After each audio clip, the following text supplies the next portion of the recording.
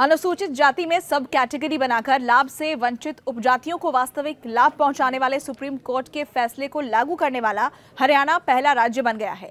और ऐसा तब हुआ है जब केंद्र की एनडीए सरकार ने विपक्ष और एनडीए की घटक एलजेपीआर के दबाव में इसे मानने से इनकार कर दिया है।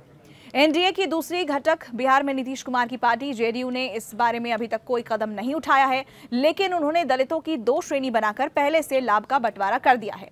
एनडीए के एक और घटक हम के संस्थापक दलित नेता जीतन राम मांझी सुप्रीम कोर्ट के फैसले के साथ खड़े रहे हैं।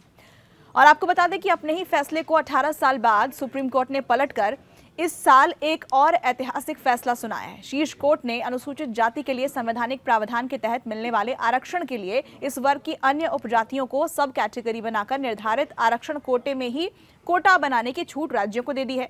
यानी क्रीमी लेयर की पहचान कर आरक्षण का लाभ न उठा पाने वाली एससी वर्ग की उपजातियों को अधिकार देने का शीर्ष अदालत ने प्रावधान कर दिया है। बीजेपी विरोधी दलों ने इस पर खूब हंगामा भी किया था। एनडीए की घटक लोक जनशक्ति पार्टी आर के अध्यक्ष चिराग पासवान वो भी इसके विरोध में नजर आए। इंडिया ब्लॉक के नेताओं के सुर में सुर वो मिलाते दिखाई दिए। चिराग पासवान एनडीए में रहकर भी सरकार पर शीर्ष कोर्ट का फैसला न मानने का दबाव बना चुके हैं। एक बार तो स्थिति ऐसी हो गई थी कि बीजेपी नेतृत्व को चिराग के प्रति सख्त रुख अपनाना पड़ा था।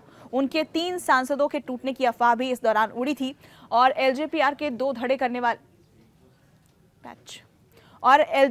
धड़े करने वाले चिराग के चाचा पशुपति पारस की बीजेपी में अचानक पूछ बढ़ गई।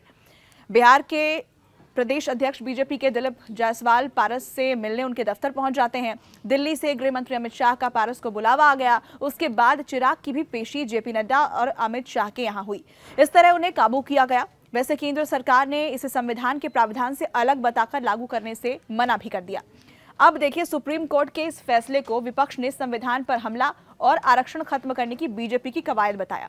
इस फैसले पर जनवरी 2024 तक बीजेपी विरोधी खेमे में रहने के बावजूद नीतीश कुमार खामोश रहे, इसलिए कि संवैधानिक दायरे में ये कोशिश बिहार के सीएम नीतीश कुमार ने 2007 में ही महादलित मिशन और महादलित आयोग बनाकर शुरू कर दी थी। सुविधाएं भी उन्होंने दलित महादलित श्रेणी बनाकर 2007 से महादलित श्रेणी में सूचीबद्ध जातियों को देनी शुरू कर दी थी।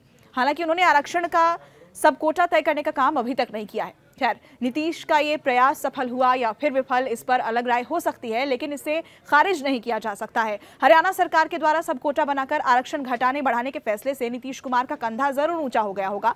उन्हें भी यह लग रहा होगा कि उनकी दूरदृष्टि के आगे बाकी सब अभी तक बौने साबित हुए हैं। अब देखिए, जाहिर सी बात है कि बिहार में आरजेडी के नेतृत्व वाले इंडिया ब्लॉक को पहले की तरह ही हरियाणा सरकार के फैसले पर ऐतराज होगा। झारखंड और महाराष्ट्र विधानसभा के चुनाव में विपक्ष इसे मुद्दा बनाए तो इसमें आश्चर्य वाली बात नहीं होगी। विपक्ष हरियाणा सरकार के फैसले को आरक्षण खत्म करने की बीजेपी की कवायद बता सकता है। आरक्षण और संविधान के नैरेटिव पर विपक्ष बीजेपी को लोकसभा चुनाव में नुकसान पहुंचा चुका है। गैर बीजेपी दलों को इन 2 संवेदनशील मुद्दों पर 2015 के बिहार विधानसभा चुनाव में कामयाबी पहली बार मिली, तो इस साल लोकसभा चुनाव में भी विपक्ष ने बीजेपी को इसी नैरेटिव से नुकसान पहुंचाया है।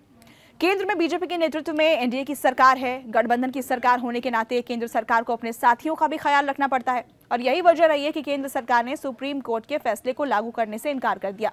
पर हरियाणा में बीजेपी की ही सरकार ने फैसले पर अमल करके यह संकेत दे दिया है कि यह पार्टी के एजेंडे का हिस्सा है। अगर बीजेपी का एजेंडा नहीं रहता तो पार्टी हरियाणा सरकार को रोक सकती थी। विपक्ष भी तो यही आरोप बीजेपी पर लगाता रहा है। आरजेडी सुप्रीमो लालू यादव और कांग्रेस लीडर राहुल गांधी लगातार ये कहते रहे कि बीजेपी संविधान को खत्म करना चाहती है, बीजेपी आरक्षण विरोधी है। अब हरियाणा सरकार के फैसले का बिहार की राजनीति में असर पड़ना भी स्वाभाविक है, इसलिए कि आरजेडी और कांग्रेस सुप्रीम कोर्ट के फैसले का पहले दिन से ही विरोध कर रहे हैं।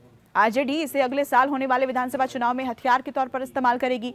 इस मुद्दे पर राहुल गांधी, तेजस्वी यादव और चिराग पासवान के तेवर एक जैसे रहे हैं, इसलिए चिराग भी हरियाणा सरकार के फैसले की मुखालफत करें तो इसमें आश्चर्य की कोई बात नहीं है। हालांकि इन दिनों चिराग के सुर बदले हुए हैं। वो नीतीश कुमार के कभी दूर विरोधी हुआ करते थे, लेकिन अब उनके कसीदे पढ़ते हुए नजर आते हैं। ये पूरी जानकारी आपको कैसी लगी, हमें कमेंट सेक्शन के जरिए लिखकर बताएं। ऐसी ही बाकी खबरों से अपडेटेड रहने के लिए न्यूज़ 18 इंडिया के यूट्यूब चैनल को सब्सक्राइब करें।